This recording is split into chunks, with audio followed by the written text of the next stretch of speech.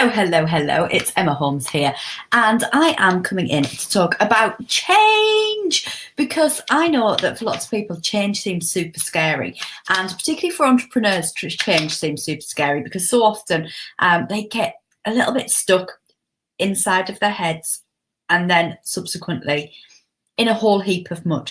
So I want to talk in this video about identifying when you need to make a change and what that needs to look like and how that might come about, because it might be that you are keeping on, but if you just work a little bit harder, or if you just do whatever it is that the latest guru is telling you to do, that you'll get to that point, you will get to that oasis, you will get to that nirvana of awesomeness, and you feel like you're really kind of pushing through. You feel like there might be something missing. You feel like, how come everybody else can make this look so easy but I can't? And I want to talk to you about the signs and identifying when you might need to make a change. So I'm going to go through some of them. I've got some notes I'm going to be referring to so that I don't miss any out. And if you are identifying with these signs, if you're nodding your head as we go, then it might be that you need to look at change. If you look at the description that is with this video, then you will find that you can get your hands on my change matrix, which is my gift to you. You can get your hands on the change matrix, which is the steps that I take in order to bring about change in my life, in my business, in the way that I feel. This is the steps that make change easy, because change doesn't need to be scary, it doesn't need to be difficult, it doesn't need to be hard. So signs that things are not well, identifying that you might need to make a change. It might be that you are seeking to prove to others that actually you can do this, and this feels like quite a heavy, burdensome kind of energy when you're looking to prove to somebody else that actually I can do this, I can do it, I'm going to prove to you that I can do it. It can also be great impetus if you want to prove somebody wrong. But equally, if it becomes a heavy weight of consistently trying to prove that you can, then that becomes really burdensome, becomes heavy, becomes parts of overwhelm. It can become overthinking. It can become over analyzing. It can show up as perfectionism. It can show up as all sorts of different things that keep you stuck inside of your head because you feel like you need to prove this. It might be equally that you're trying to prove to yourself that you can, and you're trying to push through it. Like I said, this is a double-edged one because it can be great motivation, but equally, if it's making you feel heavy, if it feels hard, then it's a telltale sign that something might just need to change. Number 2, you have no room for busy times. Now, this is about the fact that you might be working ridiculously long hours. Now, as an entrepreneur, business ebbs and flows. And there will be times in your business where things will be busier, where you will work longer hours, where you'll get the things done and you'll show up and you'll do the work that you need to do, and you'll do a little bit extra work.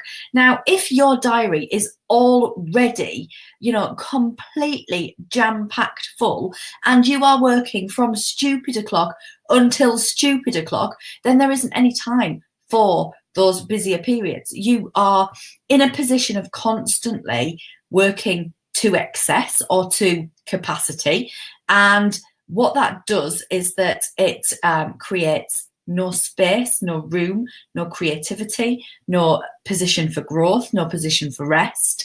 And all of these things are vital ingredients for having a successful business, but equally having a life that you love as well, because we didn't sign up to be entrepreneurs to be chained to our desks, chained down to the coalface 24 hours a day, 7 days a week. We did not sign up to this to just continue working harder and harder and harder and harder and harder. What we did was we came to entrepreneurship with a dream, with a vision, with a goal, and make sure that isn't lost in this constant busyness. Equally, is that constant busyness the truth, or are you spending about an hour a day working and the rest of the day tormenting yourself, or overthinking, or overanalyzing, or being inside of your own head, or faffing about on Facebook, or whatever your distraction tactics are that you are selling yourself currently as being your work time? So you need to have time for busier periods. You need to have time for quieter periods. You know, this is a sign that things have to change if you are working from stupid AM to stupid PM and being constant during that time. Another sign of that you need to bring a change is that you can't remember the last time you had a day off. Like, I mean, a proper day off, like a day off, that you didn't just answer a message or an email or be attached to your phone or whatever it might be. So you need to make sure, please, that your rest time is as important as your work time, because that is how you can be more productive when you work. That is how you can show up more when you work. That is how you can be more creative in your work. If you're exhausted, your creativity is one of the first things that takes a hike. This might be a bit of a trigger one for some people. You came to this because you wanted to be around more for the people in your world. And actually, the result has been that you are around less for the people in your world. You might be physically present, but you feel like you're very often not present, that you are, well, mum's in her office, or just going to do this thing, or just going to do that thing. And actually what you've done is you've created an environment whereby your physical presence is there, but your emotional presence, your actual presence isn't there. That's a sign that you need to make a change. Your mindset sucks. Your mindset is horrible. You are berating yourself, you are beating yourself up, you are tormenting yourself, you are a bit of a bitch of a boss. If that is coming up for you, it's an identification that you need to make a change. If you are shuffling doubt off with varying degrees of success, so it might be that you are feeling like, oh, can't do this regularly. You kind of stick a band-aid over it. There's a plaster goes over the top of it, but it's never fully healed.